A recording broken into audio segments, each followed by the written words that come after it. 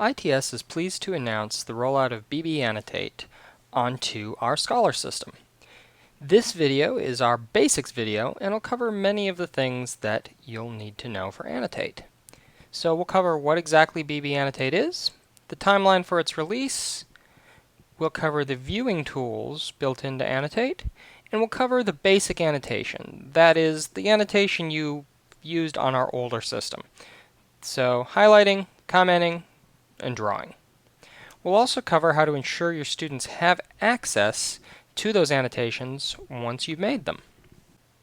So in our next video, we're going to cover some more advanced features. So these will be the additional annotation tools that weren't in the previous system, such as lines and arrows, shapes, pictures and stamps.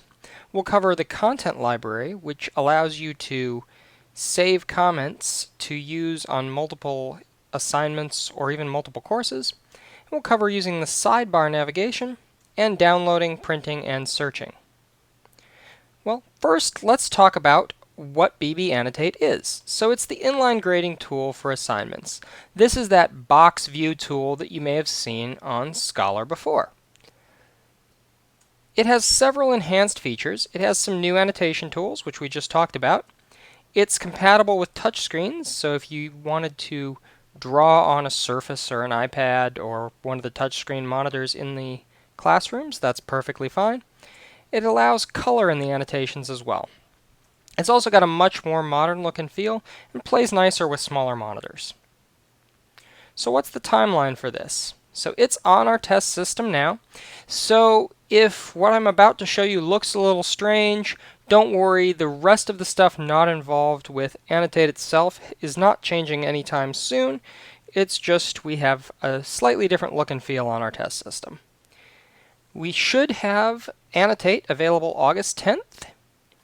And the good news is all of your existing annotations that you're making on Box View right now will be preserved, so they'll work just fine in the transition. Alright, let's take a look at Annotate. So one thing to note about BB Annotate is that it's not a change to how you create assignments, how you access those assignments. It's only a change to the viewing and annotation of them. So we still get to the assignments any other way we could. I generally prefer to go to the Full Grade Center, find the cell that corresponds to the assignment and the student that I want to grade, and choose the attempt. So this will bring us to BB Annotate. And we've got a bunch of different controls we can use here. We can, if we had a multi-page document, page through the document with the arrow keys here, or by entering a page number in this box. We can also scroll the document using the hand tool, just like you can if you're used to using Adobe Reader. You can zoom in and out with the magnifying glass icons. And you've got three different best fit icons. You can either fit the entire page into your window, the width of the page into the window, or use a Blackboard determined best fit. So one other thing I want to point out before we get started on annotating is this toolbar actually changes based on the width of your window. So if you've got a narrow window, you might see the tools collapse a bit, and the annotation tools that I'll show you are going to be under this Annotation Tools menu. So if you've got the ability to make it fully wide like I do, you'll be able to see them all. But if you don't worry about it. All of those tools are still there. You just have one extra click to get to them. So let's actually talk about annotating. So the first way you can annotate your document is by highlighting things. So we can highlight some text on our document, and when we do that, we get a little pop-up menu of different things that we can do. So from left to right, you can highlight stuff, you can cross it out. You've got two different kinds of underlining. So if I highlight this, we've got regular underlining, and we've got wavy underlining, kind of like the old spell check on Word. But most people want to leave comments when they highlight text, and you can do that with this highlighting as well. Simply highlight the text and click this last one, the comment button. And it pops up a little box over here where you can type your comment. Now, you do have to click reply to save the comment so that students can see it. I know the reply name for the button is a little confusing. Blackboard is working on changing that, and hopefully by the time you see this video that's already changed, but if it's not, now you know to click that. Alright, so you may not want to use the text highlighting, and there are plenty of other annotation tools you can use as well. So we'll cover a few of them right now. To leave comments arbitrarily somewhere on the text, you can click this button here that says comment and just click anywhere.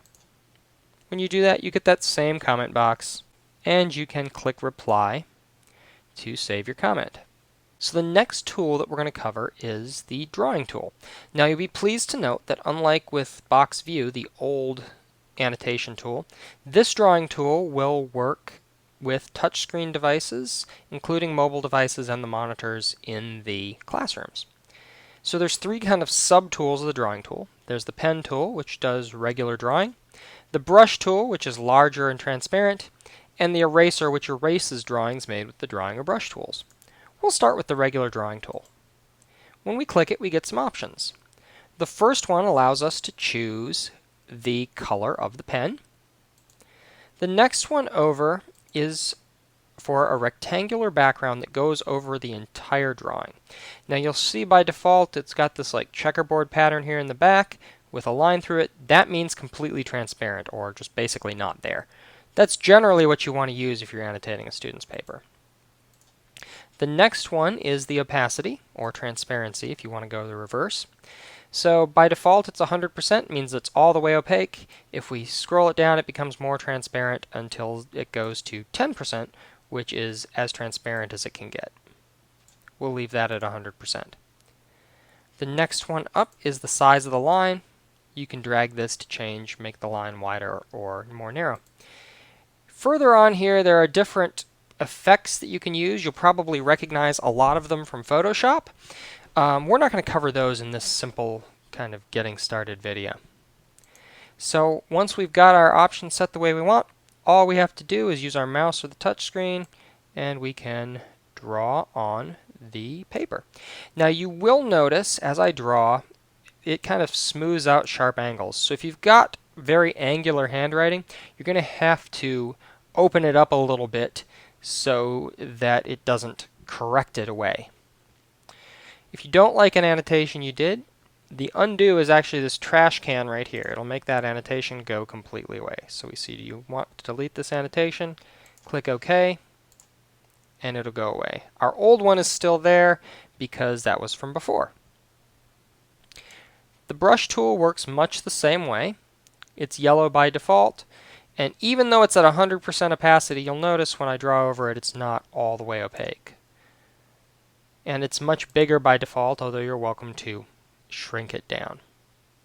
But other than that, it works the same as the pen tool. The eraser works a little different. So you can change the size of the eraser here. And unlike in Box View, where you could only erase big chunks of the drawing, here you can erase any part. One thing that hasn't changed from previous versions of the inline grading tool is the fact that the students don't see your annotations until you give them a grade for the attempt. So that means putting a grade here in this pink area. We'll give this student a 75.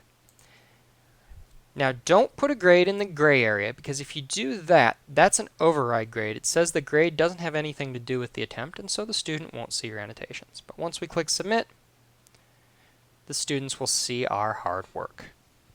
So those are the basic functions of BB Annotate. We really hope that you will take the time to view our advanced features video, because that's going to cover a lot of the things that are new in Annotate that you might find useful. If you have any questions about this or any of our other videos, you can reach out to us at scholarsupport@cnu.edu or 757-594-8931. Thank you for watching.